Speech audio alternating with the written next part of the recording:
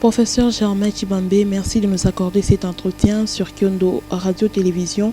Le chef de l'État congolais Félix Antoine Tshisekedi Tshilombo prend le commandement de la SADC. Qu'est-ce que ça représente sur le plan diplomatique pour la RDC? Il faudrait qu'on se situe sur deux niveaux. Le premier niveau, c'est ce que je peux appeler les temps actuels. Et le deuxième niveau, c'est la longue durée. Alors, si nous combinons les deux dimensions, il faut reconnaître que l'accès de M. le Président Félix Tshisekedi à la magistrature pour diriger aux commandes de cette organisation constitue un élément qu'on peut considérer comme un actif de sa diplomatie. Je peux dire que c'est un président qui a la chance parce que dans une période de temps qui est trop rapprochée, il vient d'être le chairman pratiquement de trois organisations.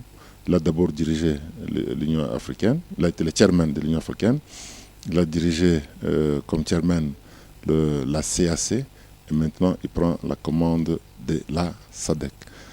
On a toujours dit que pour les hommes bien nés, vraiment la valeur et la qualité de ce qu'ils font, ça n'a pas de limite. Alors je pense que c'est un chef d'État dont l'aura doit être considéré sur le plan de la diplomatie. Donc, sur le plan de la diplomatie, c'est une percée. Sur le plan de la diplomatie, c'est un avantage. On sait qu'en présidant les assemblées générales ou l'assemblée générale de cette organisation, il peut avoir un mot, il peut placer des idées et il peut aussi jouer un rôle important sur l'échiquier de cette organisation sous-régionale. La RDC se retrouve membre au sein de nombreuses organisations depuis l'avènement de Félix Antoine Tshisekedi Tshilombo aux commandes. Quels sont les avantages et les inconvénients? Votre question vaut son pesant. Quel avantage? Il faut reconnaître que l'adhésion des États à des organisations internationales participe à ce que je peux appeler le mode opératoire devant permettre aux États de nager et de naviguer sur l'océan des relations internationales. Donc, lorsqu'un État adhère à une organisation internationale, ça lui permet d'élargir ce que je peux appeler son échiquier diplomatico-stratégique. Alors, pour ce qui concerne les avantages, il faut reconnaître que lorsqu'on adhère à plusieurs organisations internationales, cela peut permettre la démultiplication des sites sur lesquels l'État membre peut faire défendre ses intérêts, les sites sur lesquels l'État membre peut aussi engranger certains avantages. Comme vous le savez, rappeler l'histoire n'est pas mauvais. Vous savez que c'est pour avoir adhéré à temps à la SADC, à l'époque du président Laurent Désiré Kabila, que pratiquement notre pays, entre guillemets, s'en est sorti lors de la première agression. Alors, en ce qui concerne les inconvénients, il y a ce que je peux appeler le coût des transactions liées à l'adhésion multiple à toutes ces organisations. Vous savez que lorsque un État est membre d'une organisation internationale, en fonction de la manière dont cette organisation fonctionne, annuellement, chaque État membre est tenu de payer.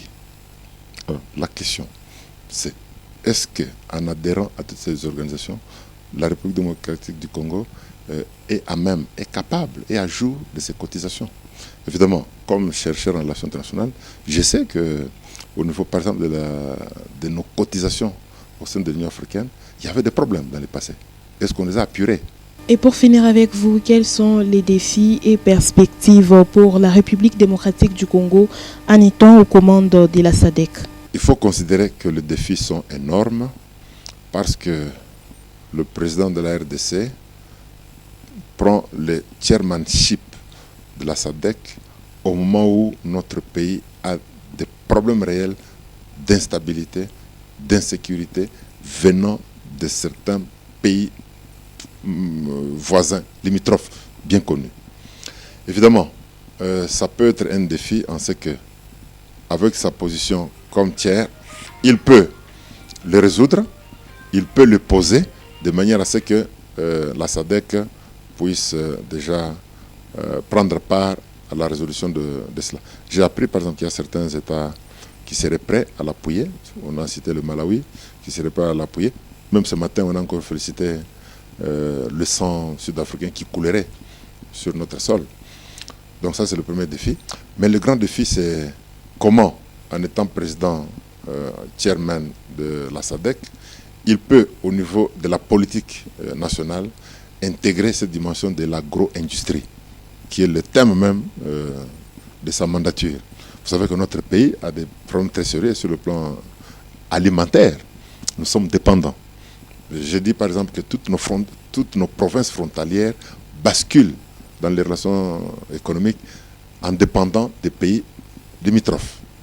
Et notre économie devient comme décentrée. Alors ça, ce sont des problèmes très réels qui peuvent se poser.